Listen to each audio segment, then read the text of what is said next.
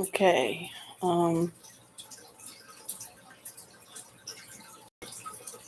Hopefully this thing is working, but I'm not seeing the numbers up at the top, that let you know it's working. There it is. Okay. All right. This is my family slotted time today. I will try to keep my voice down kind of low, though, because I think Chris is doing something. He's going to do a debunk video, so I hope that this don't interfere with that. But I did something interesting last night, so it'll be fun to see how it starts playing out. Even though it was going on between the 8th and the 12th, and I only watched it last night, I connected with, whatever you want to call it, the 888 Lionsgate portal frequency last night. It was the last thing I did before I went to bed. And I'm interested and curious to see how it unfolds, because even though it peaked at a certain time during those dates between 8th and the 12th, you know what? That may have been the times that it peaked, but I'm going to do it anyway. So I still felt when I connected. And I believe I connected just as strongly as if I would have hit it during peak times. It wasn't as intense as some people said it can be, but that may have been because it wasn't peaking. So, but I did feel it. I did feel the connection. So I will keep you guys posted as far as things that unfold that I know is the portal working. Hey, Squeak. All right. Books down here? I don't think so. But before I get too far off topic, because I don't know how long I'm going to be on here, I always say that because, it could be 20 minutes, it could be a couple hours. It's hard to tell.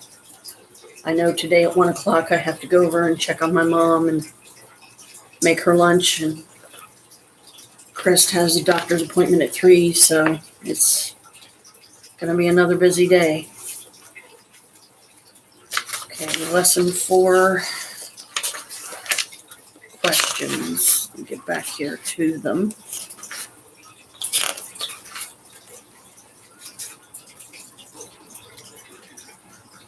General questions. Number 1, how did you prepare yourself for the initiation? Number 2, if you are joining an existing coven, describe the members, priest and priestess, and goals of that coven. Why are you joining that particular coven?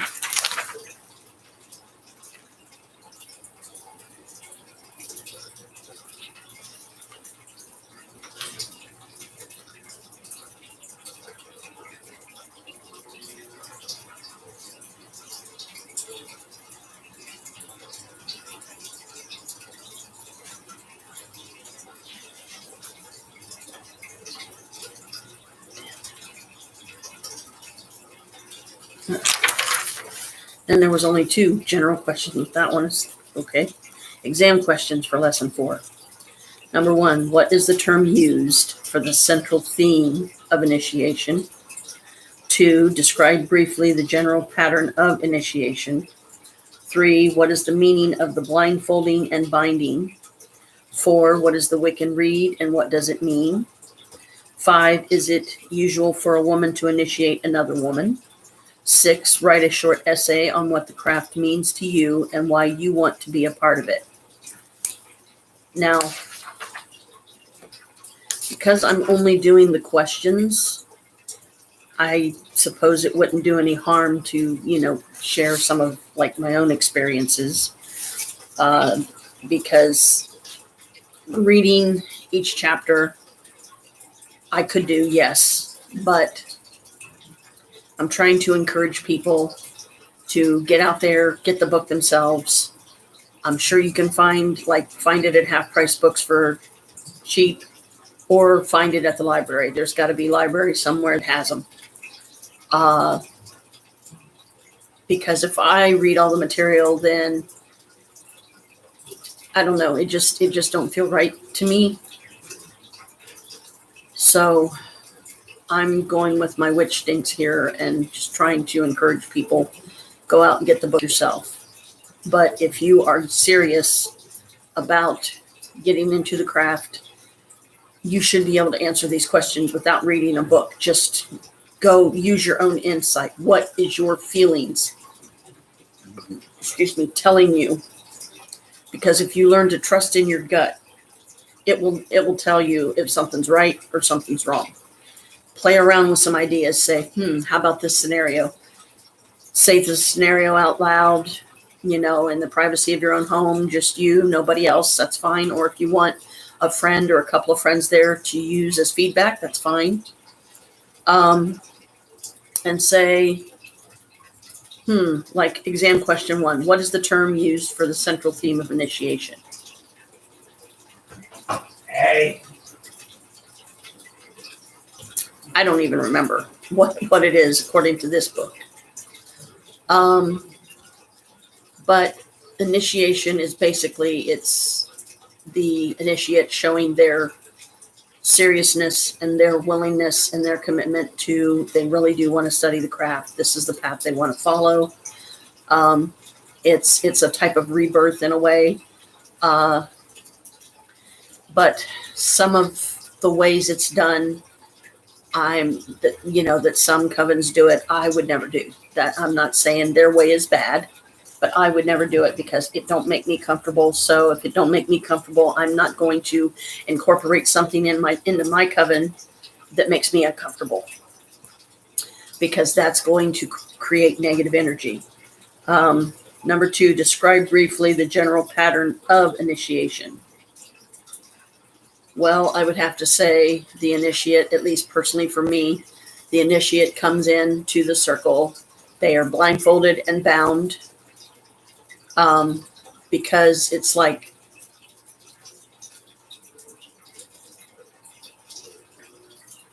they're coming into something new. They are embarking on a journey of discovery in a way. A lot of it is self-discovery. A lot of it is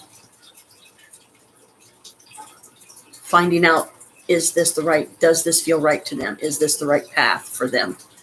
And I would definitely recommend that if you're going to do it, at least give it a whole year and a day, because if you don't set boundaries, then people are just going to come and figure they can do whatever. People need boundaries. They need structure. They need stability. They need routine. They need organization, and I understand and get all of that. So the initiate would be brought in, bound and blindfolded. How I would do an initiation is, if somebody was coming into my coven, I would, have them come into the circle, and I would take my athame or my wand, either one, because to me, either one works just as well. I would first place it on one shoulder, and then I would place it on the other, kind of like a knighting ceremony. And then I would point it at the center of their chest. I wouldn't necessarily touch them with it, but point it at the center of their chest and say,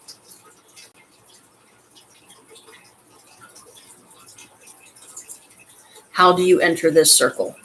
And they would respond with perfect love and perfect trust. And I would say, okay, are you sure this is what you want? And they would say, yes. And I'd be like, okay, are you ready to embark on this journey of self-discovery? Yes, they would say.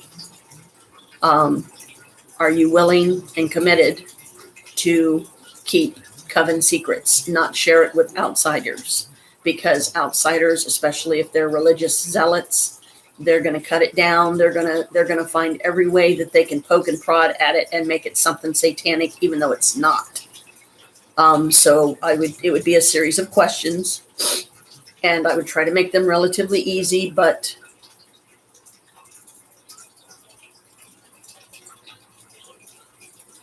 in line with what is expected of them coming into this. And then once all the questions were answered, then I would say to them, okay, I would say remove their bonds and their blindfold, and then I would, continue on with the initiation. Now, I would do probably a format of like what I did for myself, because I self-initiated. I didn't have any witches around me at the time. I wasn't part of a coven at the time. I didn't know that I was coven moon dance even then, but I probably was. Just didn't realize it. No, actually, that was before I think I met any of them. Or was it? Because Michael was 4 when the incident happened that there's no reason to go into at the house where Coven Moon Dance originally would meet, and we would do ritual and all that. So I would take the oil, probably like if they were a certain zodiac sign, then I would try to have that particular oil. Like say they were a Pisces, and I'd have a Pisces oil. If they were Capricorn, I'd have Capricorn oil, whatever. And I would put some on my finger, and then I would trace it on them. I would trace God and Goddess symbols on them. And I would have an altar set up with like flowers, or if they wanted to bring their own, that's fine. If they wanted to bring their own offerings, that's fine. All the better, because what you're basically doing is not only are you joining a coven, but you're showing the God and Goddess that you are honoring them, and you are honoring and being thankful and grateful for the chance to be a part of this event, this group, and that you are looking to be enlightened and insightful, and gain insight from it, and may it help you on your journey to learning and growing spiritually. Number 3, what is the meaning of the blindfolding and binding?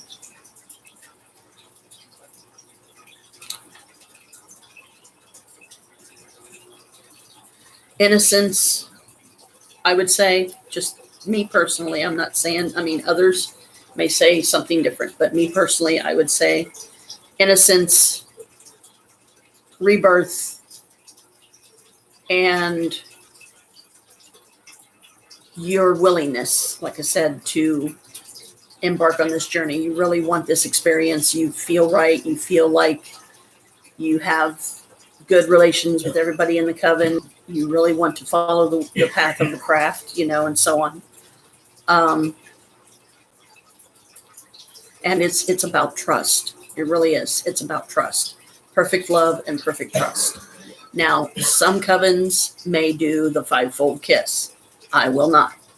That will not be a practice in my coven. And again, I'm not saying that it's bad, but it makes me uncomfortable.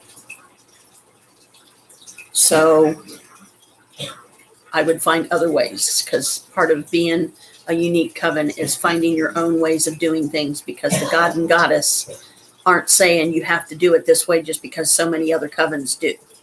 Do it the way that feels right to you. Do it the way that's comfortable for you, and make sure that it's not a way that's uncomfortable for anybody else in the group. So you have to sit down with each individual person and say, okay, how about this? How about this? How about this? And try to find one that is fits, And hello, mystery person, whoever you are, even though you're not showing up, so you must not be a sub.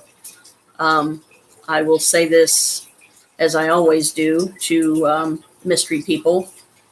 No trolls, no cut downs, no put downs, no, oh, this is boring, I'm not gonna, if you're looking to be entertained, or you're looking for a ghost hunt or something like that, you're not gonna find it here. This is strictly coven stuff. But I hope that you will stay, and I hope that you will learn something. Okay, number 4, what is the Wiccan Rede and what does it mean? Okay, I can recite the Wiccan Rede without even looking at it. It's been a while. Hang on.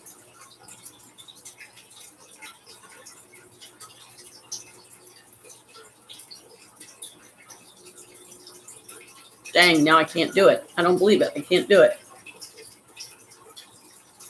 Oh well, I'll read it here in a minute. But anyway, what it means basically is as long as you harm none, including yourself, okay, then you're good.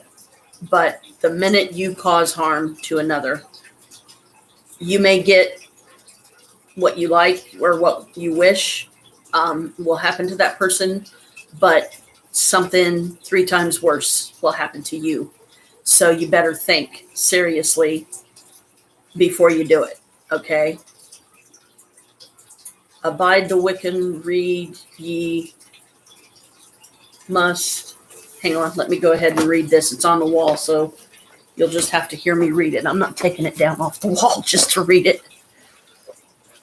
And it just proves that I'm out of practice. That's the root. Okay. Abide the Wiccan law ye must, in perfect love, in perfect trust. 8 words the Wiccan Rede fulfill, and ye harm none, do as ye will. And ever mind the rule of 3. What ye send out comes back to thee. Follow this with mind and heart, and merry ye meet, and merry ye part. So,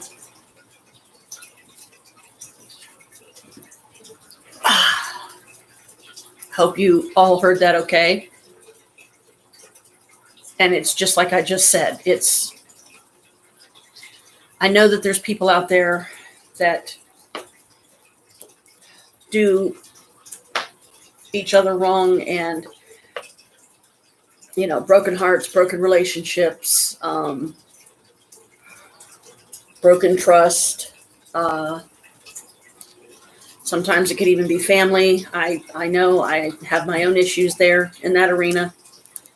But to truly evolve and to be more spiritual, you have to let that stuff go. You have to rise above it. And believe me, I'll be the first to say it's not easy.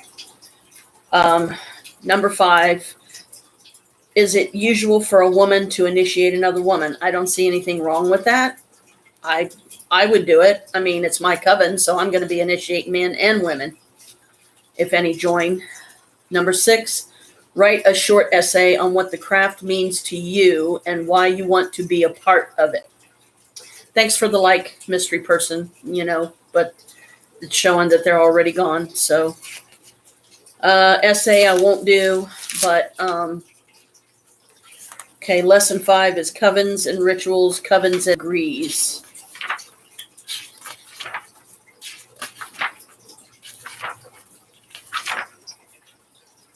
Okay, 1, 2, 3, 4, 5, 6.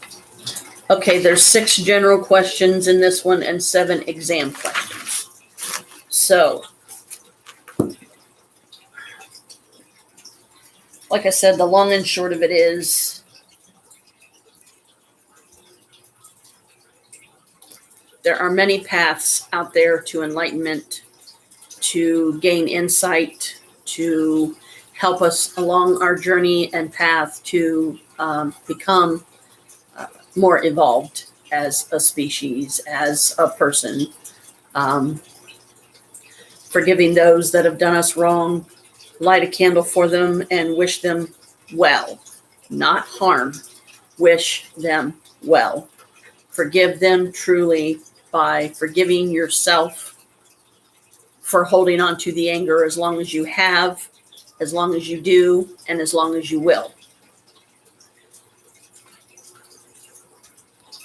Because the longer you hold on to that anger, the more you're sapping your own life force out of your own body, the more you are draining your own energy, and you're destroying pieces of your soul. And it's not worth it. It's just not worth it. Sadly, humanity is too driven by the 7 deadlies, lust, greed, gluttony, sloth, vanity,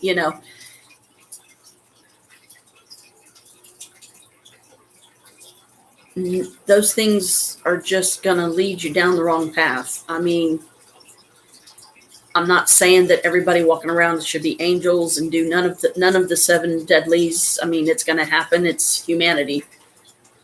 But I try to live my life not giving in to the 7 deadlies, not doing the 7 deadlies. And when I catch myself doing one of them, just stop, cancel, clear, delete. Just Saint Michael or Archangel Michael, cancel, clear, delete. Cancel, clear, delete. Cancel that, clear, delete. Nope, I'm not going to do that. I'm not going to be that person anymore.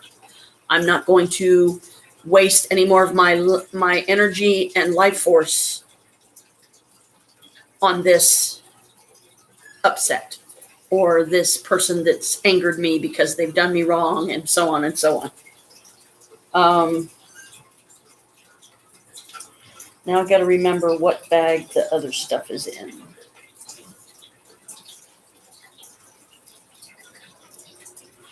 Ow. I believe it's this one. Yep. Okay.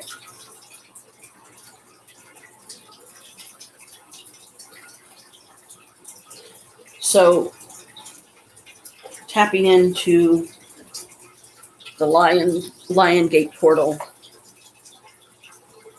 like I did, I know it was just a bonus, Some of the effects of it may be felt right away. Some may come in its own time. Blessed be.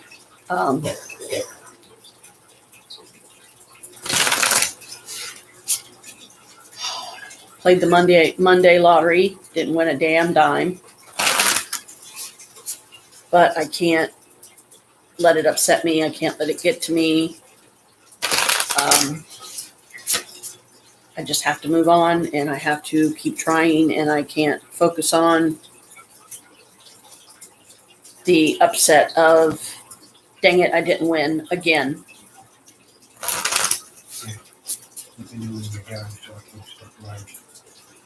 Well, I'm trying not to be on here long. Mine's not going to be a live stream. I can't record it while you're talking to the background. The mic can pick it up.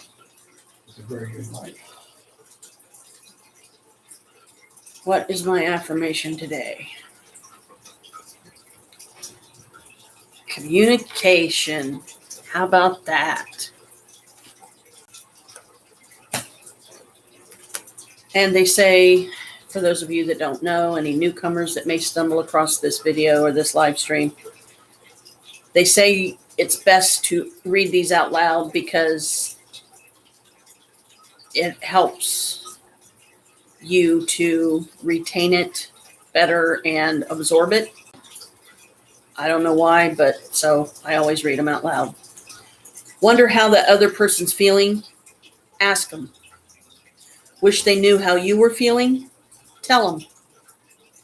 You've just been drafted into the communication army, where there is a strict do ask, do tell policy. Speak with kindness and gentleness and reach an understanding. If you don't, assumption will just make asses of everyone, including the person who came up with that aphorism.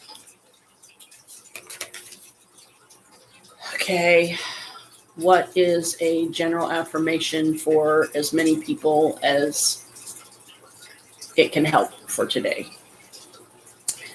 Vitality. I am healthy and vital and strong. My radiant love of life fills me with healthy, vital, and strong cells. Each cell is a warrior.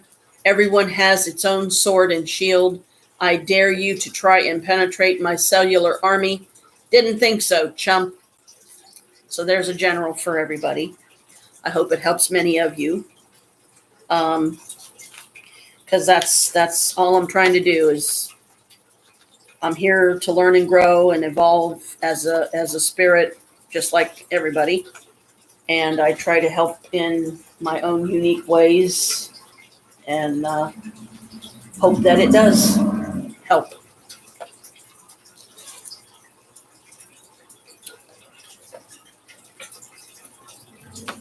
Next, we have the Green Oracle.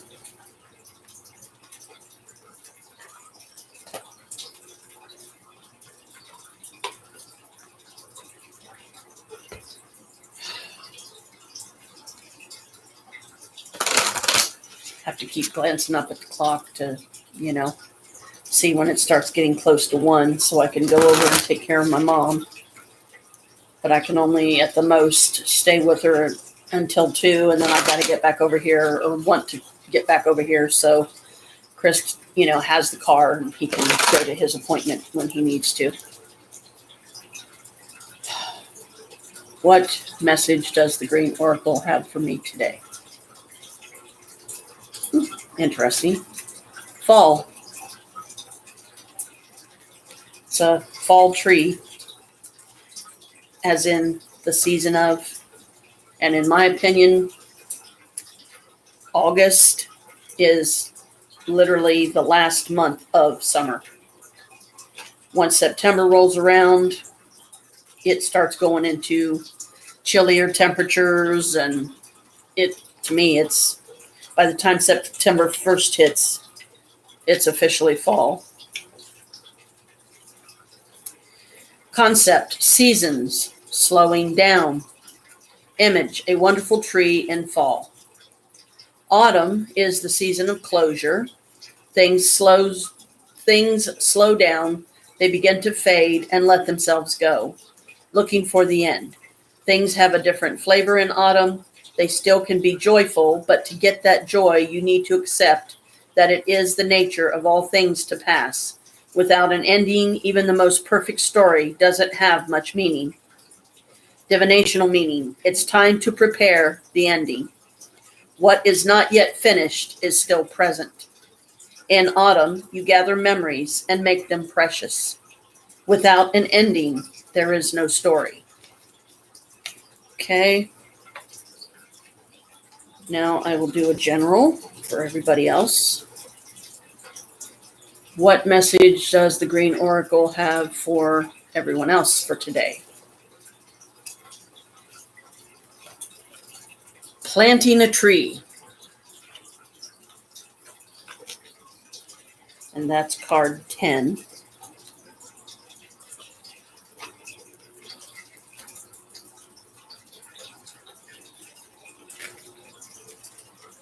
Concept, hope and thinking of the future. Image, an elder man plants a small tree. It may be easy to think about the future when at the beginning of a journey. Such view is often called expectations and planning. But what if you think about the future when closer to the end of a journey? It's more often called hope. There is never a bad moment to live with hope. And hope is not necessarily about oneself and one's own ego. Hope is something that connects us to something greater. Divinational meaning. Do not think about the end. Trust the future. Leave gifts for others. Make sure to initiate change. And with that, I say, if you want change, be the change.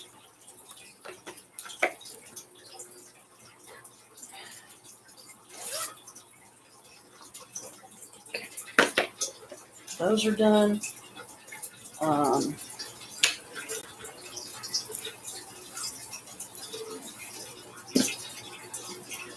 Okay, spell of the day. August 20th, creating a familiar spell. This rite is designed specifically for cats, but may be employed with any animal you wish to make your familiar spirit. Each night during the cycle of the waxing moon, sit closely with the animal. Arrange it so that you are both facing toward the horizon where the moon shall rise. Stroke the creature firmly but with love until he or she begins to purr or to relax. Align your own breathing with the purr, or in the case of a creature other than a feline friend, align your breathing with that of the animal. Continue to do this each night at moonrise. When the moon is at full, your will shall be as one with that of your familiar. You shall see through its eyes, and it will see through yours. Your thoughts shall be as one, and you will share a single heart.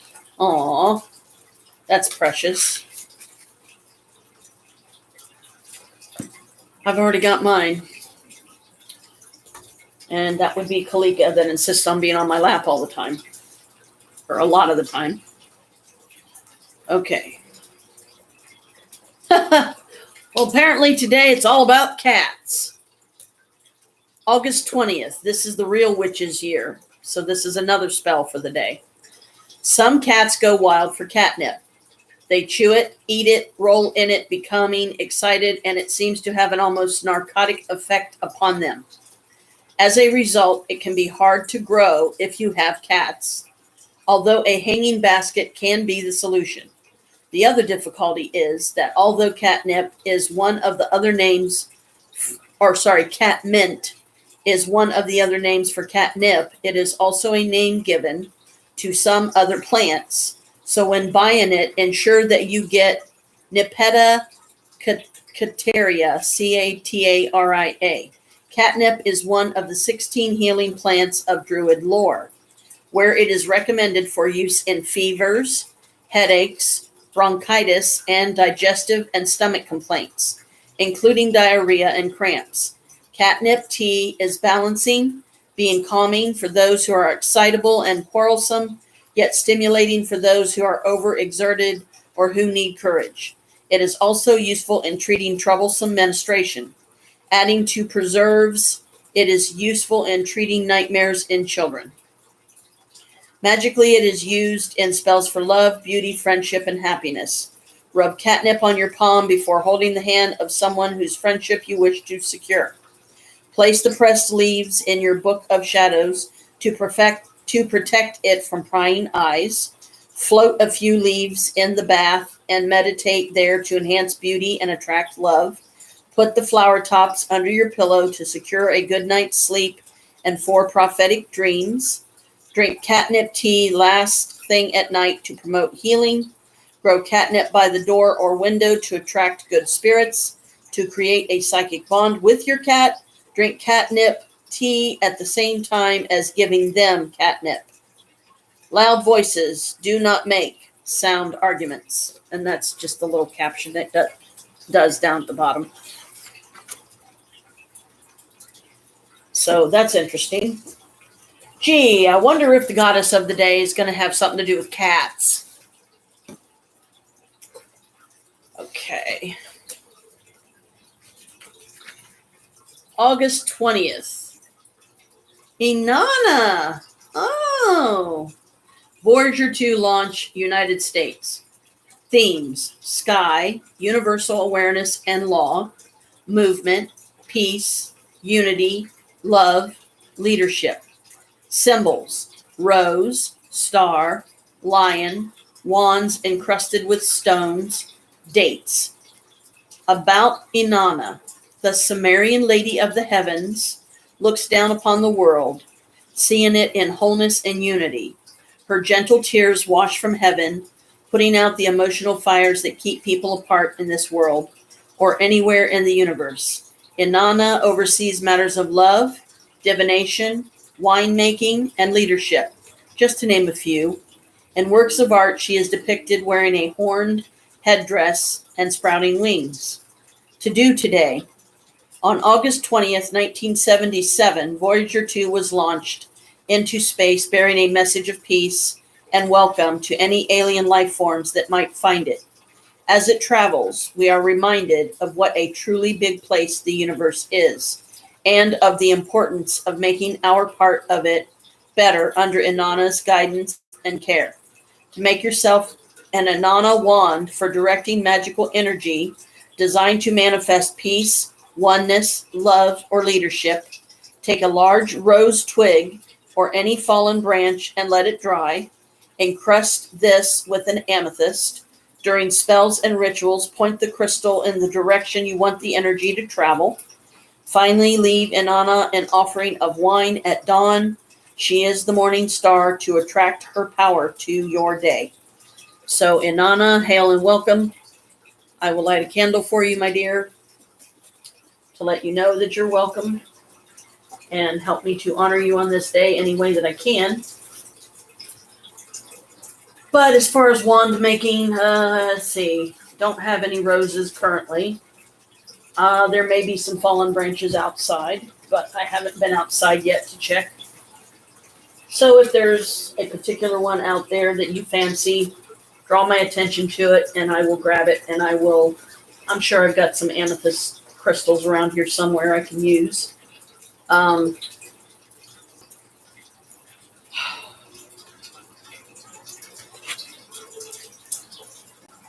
There's that bit. Now, let me get out my other bag and see if there was anything additional I wanted to do.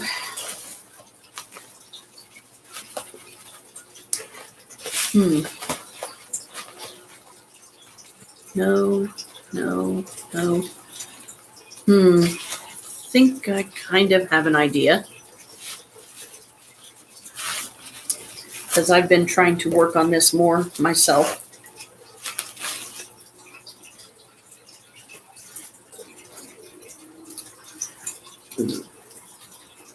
This is my affirmation journal that I bought from Amazon.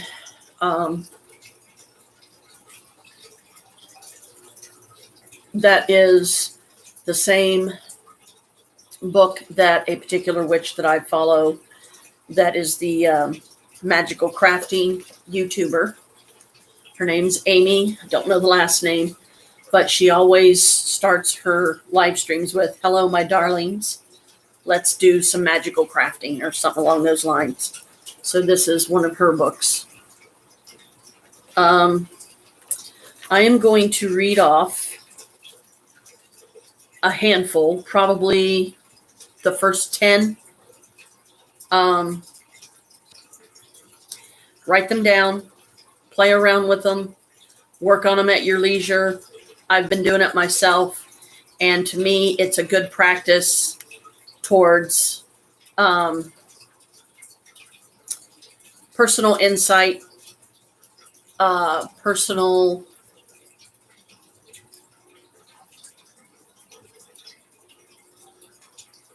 understanding of yourself. It's like it helps with like inner reflection. It helps you to work on your own self-mastery, because let's face it, if more of us were self-mastered in the world would be a better place. Very first affirmation in the book: I let go of expectations. Number 2, I keep promises to myself. Number 3, I choose happiness. Number 4, I am organized. Number 5, I make wise decisions. Number 6, I am content. Number 7, I manage my energy. Number 8, I am present in every moment. Number 9, I do not worry about things that are out of my control. And number 10, I choose my attitude each day. Now, write them down, go back, pause it as many times as you need it, in case I'm reading too, quickly for people. I don't mean to. Play around with it. Just start with the first one, and this is how I do it. I literally write affirmations at the top of the page so you know what it's about. I write down the date, and I write down, I let go of expectations, and then I do a line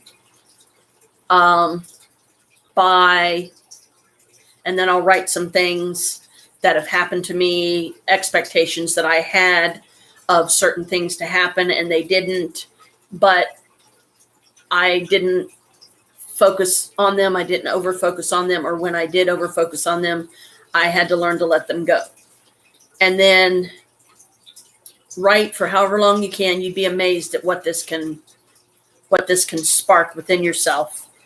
And just do, you could do like even a paragraph of each one. You could do a couple of sentences or whatever, even make it as easy as you need to for yourself. You don't have to make it complex or elaborate. You're not trying to impress anybody, and certainly don't try to impress me. Okay. That's not why I'm doing this. But when you get that first entry done, just inner reflect, like think about other things that you had expectations about that didn't go well or didn't go your way or whatever, but don't let it rule you. Don't let it run you. Don't let it influence the way you look and feel and conceive and interpret the world around you, because that's where, you're just going to cause yourself a whole mess of problems that trust me, you don't need and you don't want. And then just do that, if you can only do like one or two, fine, just put it aside, work on one of the others. You can even go through the list. I keep promises to myself and then think about, okay, what are some times and ways that I feel I kept promises to myself, like things I said I was going to do for me and I actually achieved them. There's just so many ways that you can, play around with it. And I'm going to draw a line here that I did the first 10. And then on a future live stream, I will do the second 10, because 10 is a lot to go through. I myself, the most recent one I have been working on and I'm almost finished with, because in this book, you get 3 pages for each affirmation. So some of you may be able to fill up those 3 pages in a single day. Great. Good for you. Move on to the next one. If you want to continue to use that affirmation, notebook paper, and then just keep doing it, date it, write it down, put it in a folder, burn it or whatever if you want, and say, I let this part go. I let this event go. I'm a better person now. I choose wisely. I choose differently, stuff like that. Or, hold on to it, pass it to your children, whatever, trust your instincts. But the one I was working on was, I am present in every moment. And I've got almost all 3 pages written of that one. And this section right here is all I've got left. So I can either do several entries if they're short, or I can literally fill that entire one, and then it'll move on to the next affirmation. And just, it's do it at your own leisure. Do it whenever you feel like, especially if you have like a bunch of dead time or something, you're sitting around, you're not really doing anything, or, you're kind of having a blah day, engage your mind, get out your affirmation list, get out your notebook paper or whatever, and say, okay, what are some other ways that I have let go of expectations, or I,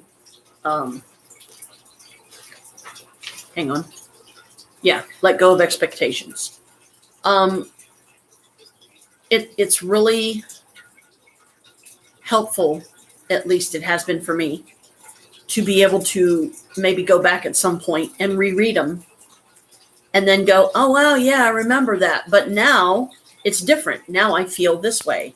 Now I have evolved to this point to where that information that was how I felt back then is no longer relevant, because this is the me now. But it helps you to catalog your journey as you go. It's cataloging your legacy, basically. This is some of the ways I lived my life. This is some of the things I did, that helped me, and hopefully it'll help some others, because, if Yehoshua was here, that's exactly what he would do. I feel he would want us to find ways to help ourselves to heal ourselves, to evolve ourselves, and to help others to do that as well. Help others onto their path of evolution and spiritual heightening and whatever, So I'm going to keep this up because I'm probably going to be working on it here shortly. But I've been on here about 45 minutes or in some odd seconds. I'm going to go ahead and end this live stream for now. Give Chris a chance to do his thing and everything. So I will see you next live. I hope this helps many of you. Please leave comments in the comment section. Let me know if any of this has helped you and how it's helped you. And I am going to check my community spot on my YouTube channel here more often to see if anybody is leaving comments. So love y'all. Blessed be. Stay wild, my moon children. For everybody else, be kind to yourself and be kind to others. See you next time.